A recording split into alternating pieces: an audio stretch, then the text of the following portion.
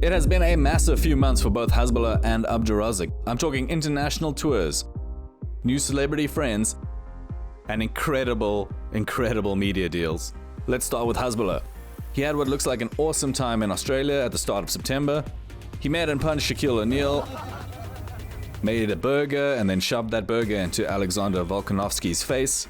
With ice and some steaks with burgers. Was terrible at ping pong.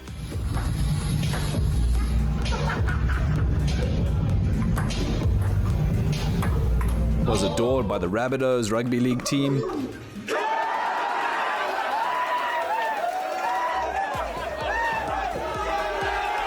Did some burnouts on a stunt bike.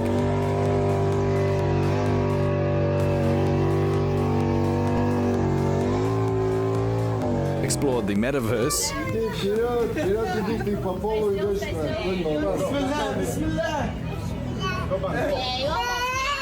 Met and punched Australian UFC star Jimmy Crute.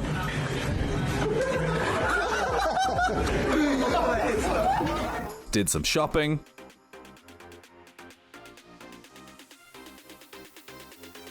Traveled in style in a private jet and a Lamborghini, which got the bad boy into a slight bit of trouble with the law, the traffic law to be more specific, because apparently he received some parking tickets. Unfortunately, not everybody had a great time, as a few of his Aussie fans that shelled out $250 to meet him expressed disappointment as he apparently did not get up to any shenanigans with them. And in a few cases, apparently he just stood there and didn't do anything. There were also reports that the swag bags were a bit lacking and did not include the much prized life-size cardboard cutout of Hasbulla as promised.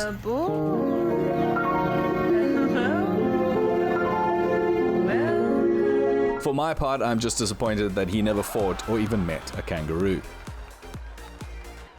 In somewhat breaking news, Hasbulla recently announced a one-day only tour of Argentina, where he will be staging an event at the 3,300-seater Grand Rex Theatre with prices ranging from $30 to $120. No clue what he's going to be doing for those people. My animal-inspired wish for his trip is some kind of interaction with an Andean condor. It's one of the world's largest flying birds, and because of that, the possibilities are limitless. Following the tour to Oz, news broke that Hasbulla had signed a deal with the UFC, and despite all the news articles relying on a single source, it turns out that it was true all along. On the 6th of October 2022, the UFC launched an official line of Hasbulla branded t-shirts, with the man himself confirming the deal a few days later, posing in a pre-fight hoodie. Later, more gear was launched, including this bizarre doll. If even a small fraction of his followers buy these official products at their eye-watering prices, Hasbulla is likely making more than many fighters, as was claimed. A few days after the t-shirts launched, UFC President Dana White confirmed an official deal between Hasbulla and the UFC, though he refused to confirm or deny Hasbulla's fighting claim.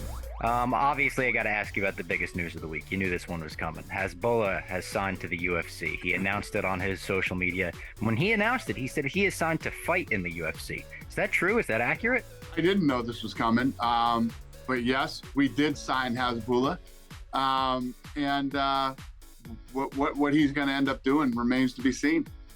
All of which was a severe blow to my opinion video released the day the UFC launched its Hasbulla products. But, you know, I spent a lot of time working on it, so link in the description below if you want to check out how wrong I was. Hasbulla then went on to attend UFC 280 on October 22nd. Hasbulla, star power! Before the events, he did some promo work for the UFC gear. And by the looks of it, this fight seems to be a behind-the-scenes video of a promotional video that will be released soon. He also met some of the fighters and celebrities in attendance. Here he is with Sugar Sean O'Malley, who would go on to win his bout in a somewhat controversial judge's decision. Hasbulla also met up with extreme natural lifestyle and fitness influencer The Liver King, but apparently found the interaction uninteresting, sauntering off after a mere few seconds. But of course, the main reason for Hasbulla's attendance was his pal Islam Makhachev's fighting Charles Oliveira in the lightweight championship bout. Makhachev would force a tap out in the second round, and Hasbulla would be seen in the ring and kicking it with him during the interviews after the fight. as well as at a celebratory dinner featuring this person with what appears to be Down syndrome.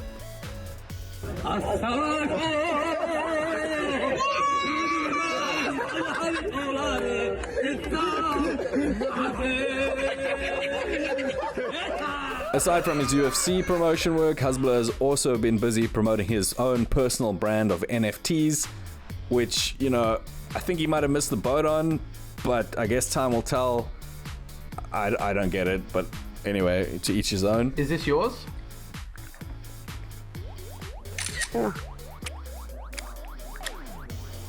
Mine now.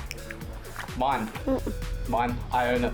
The Hasbulla NFTs were most recently promoted with a NASCAR team sponsorship deal at the Martinsville Speedway on October 30th. The team Rick Ware Racing finished 28th, and Hasbulla's influence and involvement was completely overshadowed by Ross Chastain's video game influenced, utterly insane and ballsy move that saw him throw his car into the wall during the last lap, rocketing him from 10th to 4th place. Outside. Chastain did a video game move! Ridiculous, dude! You made the transfer, man!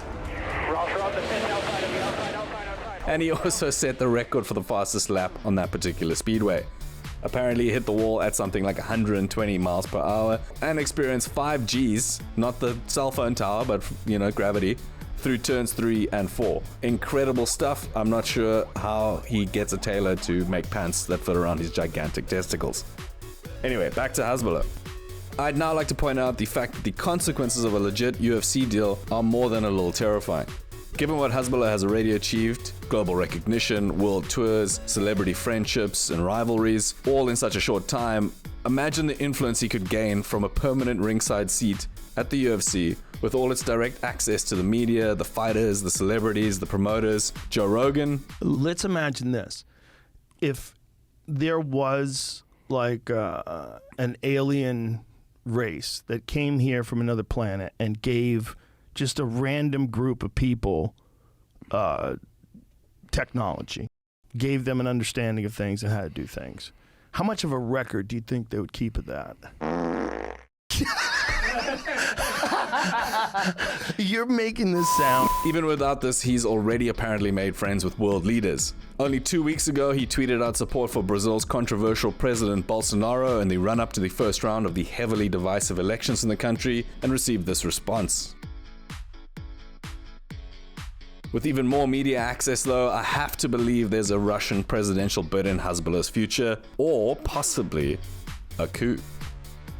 But before he gets access to the world's largest nuclear arms arsenal, he has to survive ringside, and if he keeps mouthing off or sucker punching people, even when they deserve it for messing with him, he's bound to meet someone who doesn't find it particularly funny. As a friend of McGregor's former rival Khabib, Hasbulla was, never going to be a Conor McGregor fan, but things really kicked into high gear this summer as McGregor took notice of Hasbulla's antics down under and threatened Hasbulla's life in a series of now deleted tweets.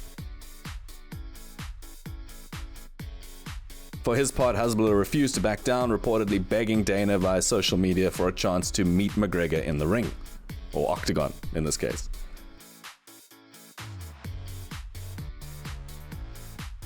Hasbulla also publicly named an annoyingly noisy rooster, you guessed it, Conor McGregor.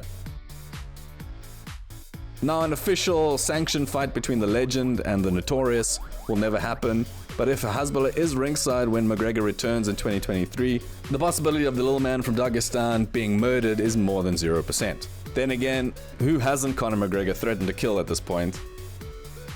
And apparently he'd have to cut his way through an intimidating throng of fighters likely to spring to the diminutive Hasbulla's defense.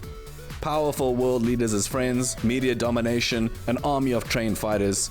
Truly, if Hasbulla can survive ringside, he will be ruler of at least half the world. But what about the other half?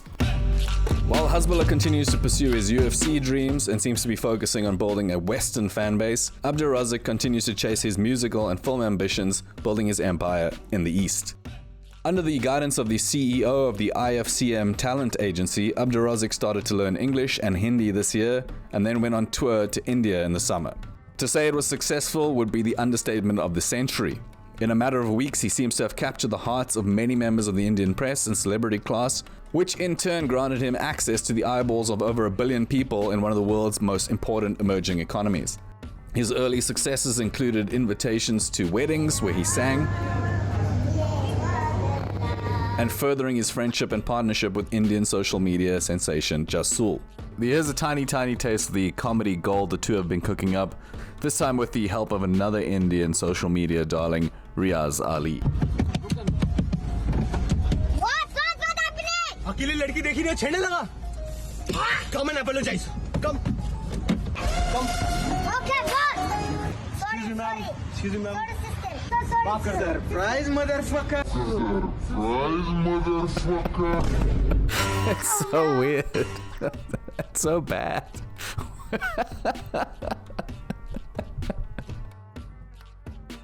But things really kicked into high gear for Abdu Rozik when he announced his Bollywood debut with an upcoming cameo appearance in the megastar Salman Khan's next action movie, set to be released sometime in 2023.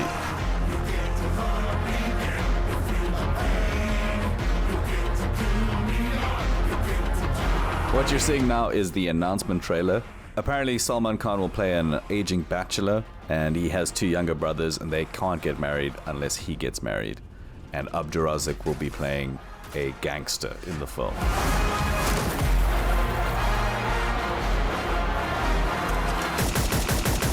Khan and Abdu Rozik seem to have sparked something of a bromance, with Khan acting as a mentor or guide to Abdu Rozik as the young man navigates his way through Bollywood.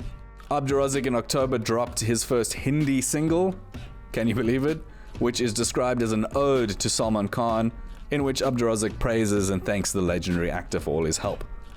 The music video, on the other hand, is a little harder to explain. I'm guessing he's channeling some of Salman Khan's more famous roles.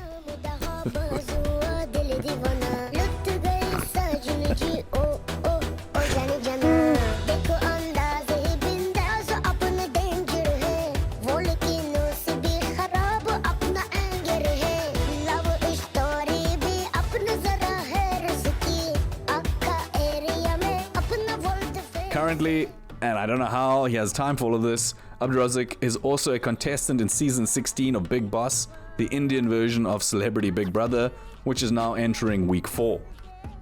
The young man from Tajikistan's small stature, upbeat attitude, and, pure showmanship have made him a fan favorite, and recently there has been speculation that he may be the highest paid contestant on the show, which includes Indian actors, models, beauty pageant winners, and minor political figures. And just remember that he is from Tajikistan. He's not from India. He's only recently learnt the language, and yet he's won everybody over. Incredible stuff. How? Yeah, Hasbulla and Abdu Rozik, I'm in awe. It's incredible what they've achieved.